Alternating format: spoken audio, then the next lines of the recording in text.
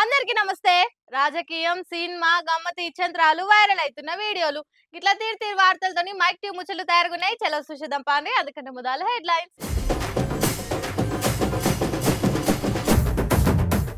ఈ formula case ఓ లొట్ట piece case. Revanth మీదనే పెట్టాలన్నట PD act. Singapore కు CM tour. Back to back తిరుగుతుండు జోరు.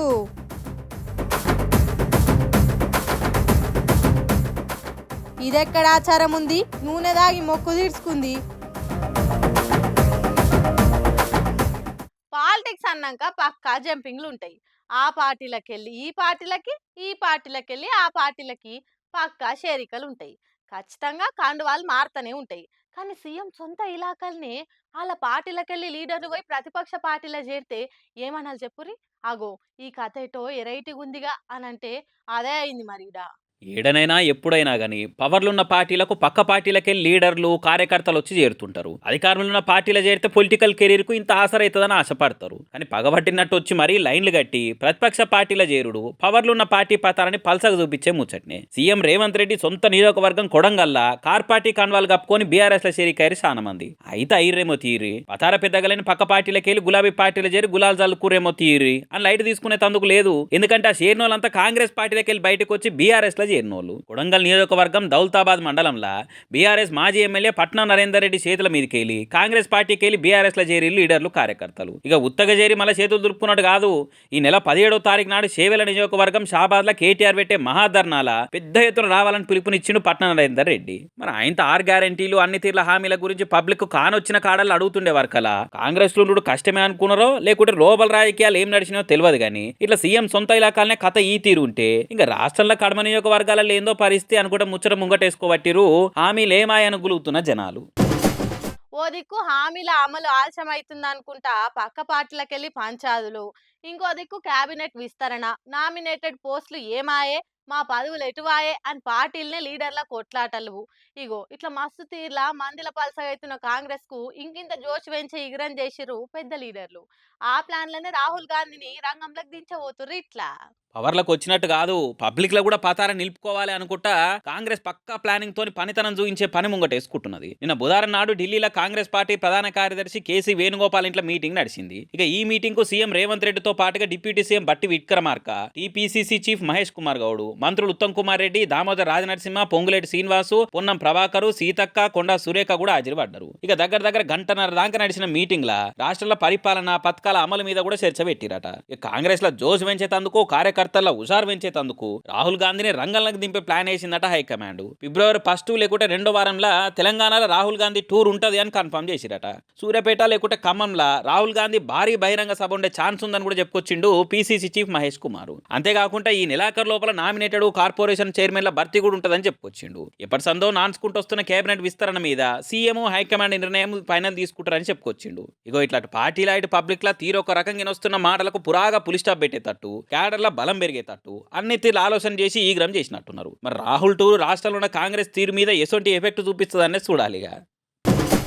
సీఎం రేవంత్ సారు గడియ రికాం లేదు, గవ్వ ఆమ్దాన్ లేదన్నట్టు మస్తు సీరియస్ గా Delhi to Hyderabad, Hyderabad to Delhi shuttle విమానం లెక్కనే అప్ అండ్ డౌన్ కొడుతుండు. ఇక ఇవాళనైతే సార్కి ఇంటికి వచ్చే టైం కూడా లేక ఢిల్లీ నుంచి సీదా సింగపూర్ కు పయనం కట్టిండు. అట్నుంచి అంటే మళ్ళా దావోస్కు పోతుండట. CM Revanth Reddy sir Congress party office opening కానీ ఢిల్లీకి పోయి నిన్న కేంద్ర మంత్రుల ఇండ్ల చుట్టూ రికాం లేకుండా తిరిగిండు. తెలంగాణకు వచ్చేటి ఇచ్చేటి ఉంటే ఇచ్చి పుణ్యం కట్టుకోరి అని బతిలాడి మళ్ళా బట్టలు చదువుకొని రాత్రికి సింగపూర్ విమానం ఎక్కుతున్నాడు. సింగపూర్లోనే 3 రోజులు ఉండబోతున్నాడు సారు. అట్నుంచి అంటే మళ్ళా దావోస్ కు విమానం కట్టుకొని బయలుదేరుతున్నాడు. ఆడో 3 రోజులు ఉండబోతున్నాడు. ఇక దావోస్ అంటే తెలుసు కదా, నిరుడు కూడా పోయిండు సారు. తెలంగాణకు 1000 కోట్ల పెట్టుబడులు వచ్చినాయని చెప్పిండు. సేమ్ ఈసారి ఆ నెంబర్లను పెంచి మినిమం లక్షల కోట్లకు తక్కువ కాకుండా పెట్టుబడులు తెస్తందుకు ఎంఓయూలు చేసుకునేందుకు బస్తాల కాయిదాలు విమానంలో కొంట పోయిండట.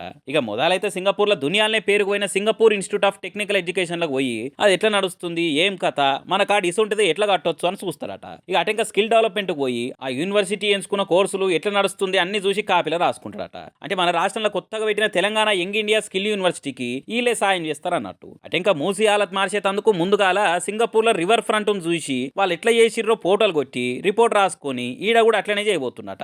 ఇక 3 వద్దులైనాక మళ్ళీ వరల్డ్ ఎకనామిక్ ఫోరం వార్షిక సదస్సు 2025 మీటింగ్ లో పోయి పాల్గొంటాడు. మరి చూడాలిగా ఈ ఏడాది ఎన్ని లక్షల కోట్ల బ్యాగులు సదురుకొని తెస్తాడో సారు. ఫార్ములా ఈ రేసులో అవినీతి అయిందని కేటీఆర్ మీద కేసు పెట్టి ఏసీ బోళ్ళు ఎంక్వైరీ చేస్తుండ్రు. ఈ ఎపిసోడ్ అంతా వీక్లీ సీరియల్ లెక్క నడుస్తూనే ఉన్నది. కేటీఆర్ మీద ఏమన్నా ఆధారాలు దొరికినాయా అంటే ఏసీ బోళ్ళు బయటకు చెప్తలేరు.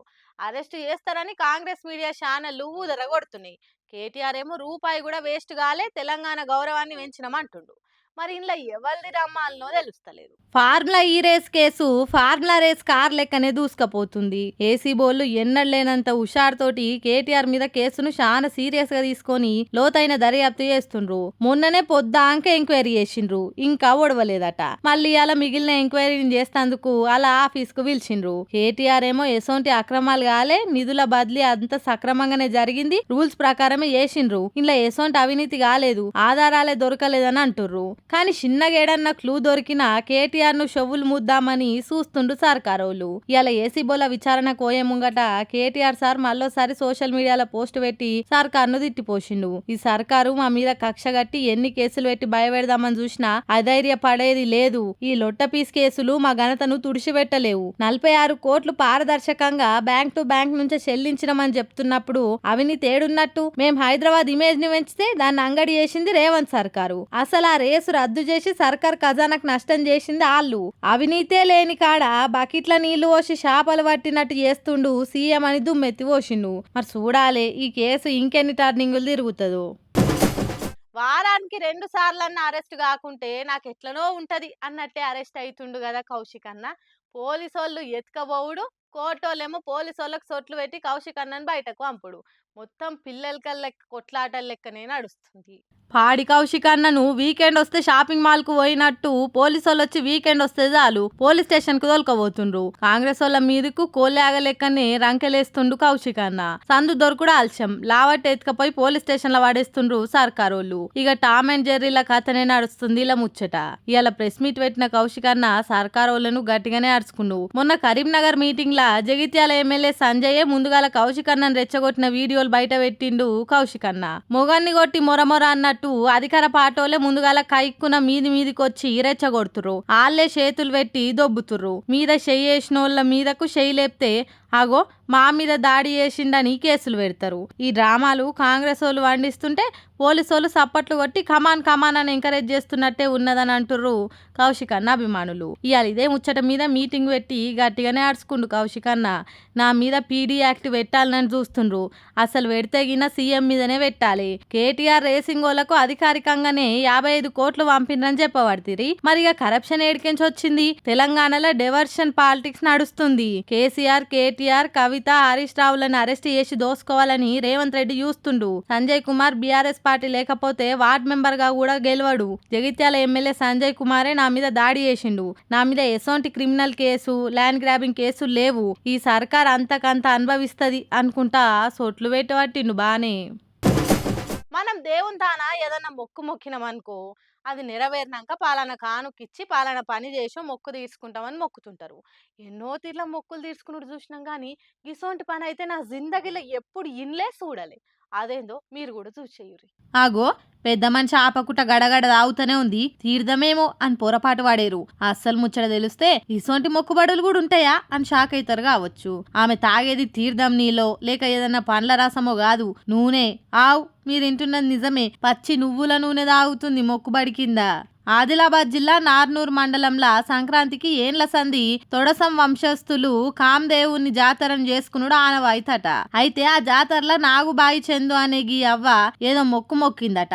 ఇక ఆ కోరిక నెరవేరినందుకు మొక్కుబడి కింద ఏం తక్కువ 2.5 కిలోల నువ్వుల నూనె తాగింది గిట్లా. ఈ ముచ్చటిప్పుడు సోషల్ మీడియాలో వైరల్ అవుడుతోని ఇది నూనె అనుకుంటుందా లేక జ్యూస్ అనుకుంటుందా, తీర్థం దాగినట్టు గట్ల దాగబట్టింది అని అవాక్కైతుర్రు. ఇంకొందరేమో ఇవే మానవాయితులు, మంచి పానాలకేమన్నా అయితే దేవుని మీద భక్తి ఉండాలి, తప్పులేదు, అంతేగాని గిట్లా పానాలకు ఎఫెక్ట్ అయ్యేటంత మితిమీరిన భక్తి అయితే ఉండొద్దు సుమి అని చోట్లు పెడుతుర్రు. శిరానులా నేను వాటికొచ్చిన ముచ్చట్లు ఎట్లున్నాయో ఇంకిన్ని ముచ్చట్లతోటి మళ్ళా కలుద్దాం. అప్పటిదాకా చూస్తూనే ఉండురి మైక్ టీవీ ముచ్చట్లు.